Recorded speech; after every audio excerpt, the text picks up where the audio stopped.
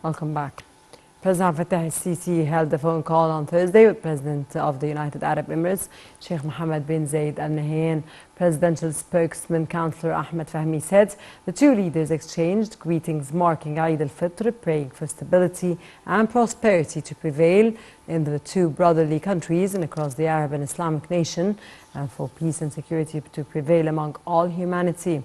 The phone call also tackled the intensive effort of the two countries to calm the situation in Sudan and stop escalation and return to dialogue and restore a political path in the light of Egypt's support to the Sudanese people in its efforts to reach its aspirations to boost security, stability and development in the country.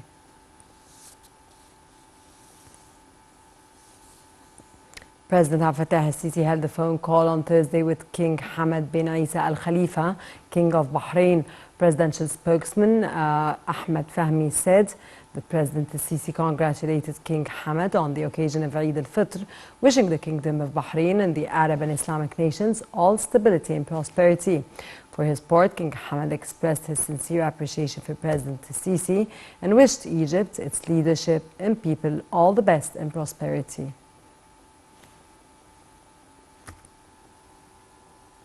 President Fattah al-Sisi received on Thursday a phone call from Jordan's King Abdullah II on the occasion of Eid al-Fitr. The Jordanian king expressed sincere wishes of blessings for the Egyptian leadership and people and prayed to God that may safety and prosperity to spread the Islamic and Arab nations. Meanwhile, President al-Sisi asserted appreciation for the greetings of King Abdullah, wishing Jordanian people all success, prosperity and progress.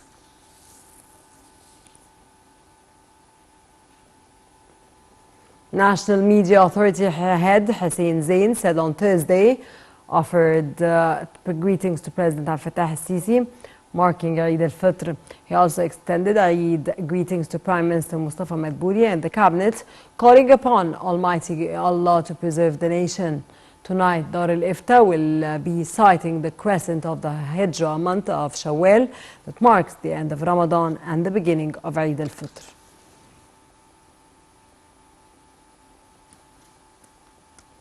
The Egyptian military spokesman said that in light of the current events in Sudan and within the framework of the efforts of the Egyptian armed forces and the close cooperation between all security services in both Egypt and Sudan for the safe return of the Egyptian forces participating in joint training with Sudanese armed forces.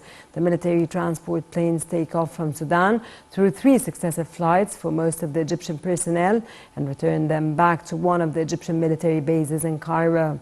Moreover, in coordination with concerned Sudanese authorities, friendly countries and the international community of the Red Crescent in Sudan, the rest of the Egyptian armed forces personnel arrived at the headquarters of the Egyptian embassy in preparation for the evacuation from Sudanese territories as soon as the situation stabilizes and appropriate security conditions are available for their return to homeland.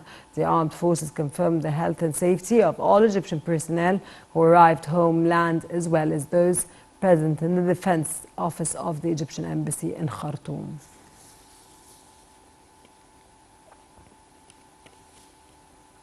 And in a further development, Egypt's foreign ministry announced on Thursday that efforts to secure remaining Egyptian personnel in Sudan were successful in coordination with the United Arab Emirates. The statement also thanked the International Committee of the Red Cross for helping in these efforts. Foreign ministries of Egypt and the United Arab Emirates said that securing Egyptian forces in Sudan was part of the two countries' support for a truce through communication with different Sudanese parties. Both countries asserted the need for a return to dialogue with the aim of achieving security and stability in Sudan, voicing commitment for further efforts to secure a halt in fighting and to protect civilians and their properties.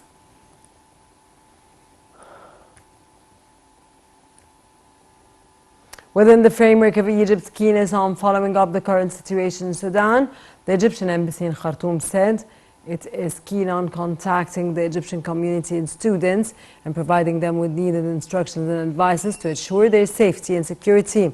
The embassy allocated phone numbers for Egyptians living in Sudan to get in contact with it in any time amid the ongoing crisis.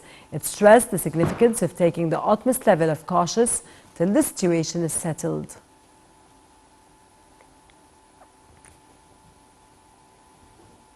Arab League Secretary General Ahmed Abul Gheid discussed on Wednesday in a phone call with the High Representative for European Foreign Policy, Joseph Borrell, the crisis in Sudan. Both sides agreed on the importance of making a joint effort to demand a sustainable and effective ceasefire.